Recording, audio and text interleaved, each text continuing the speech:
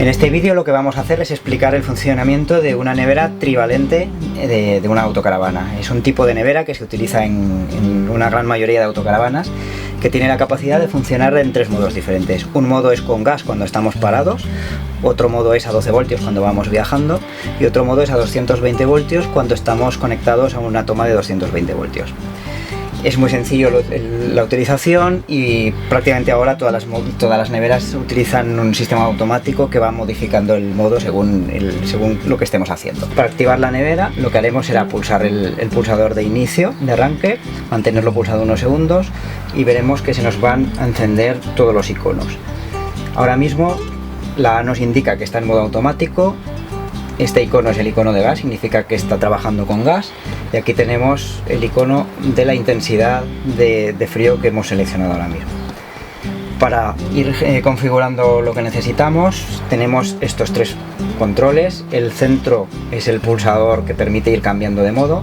Para activarlo lo que hacemos es pulsarlo y mantenerlo pulsado hasta que empieza a parpadearnos el display.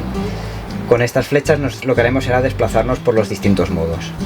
Ahora sería seleccionar el modo automático. Esto sería pasar a un modo en el que manualmente forzamos a la nevera a trabajar a 220 voltios. Con este icono la estamos forzando a trabajar a 12 voltios. Y por último, con este icono la forzaríamos a trabajar únicamente con gas. Hay que decir que de estos tres modos, los únicos que realmente enfrían son el modo de gas y el modo de 220 voltios. El modo de 12 voltios simplemente lo que va a hacer es mantener la temperatura de la nevera mientras estemos viajando. Además, podemos regular la intensidad del frío que va a generar la nevera. Para ello lo que vamos a hacer es, perdón, que me he equivocado, para ello lo que vamos a hacer es con el pulsador seleccionar hasta que parpadea el indicador de la intensidad, y con las flechas vamos a seleccionar la intensidad de frío que queremos hasta que hayamos alcanzado el nivel deseado. Tenemos 5 niveles, le damos al pulsador de nuevo para confirmar que es la intensidad que queremos, y ya tenemos activo a gas en modo automático y con toda la intensidad posible.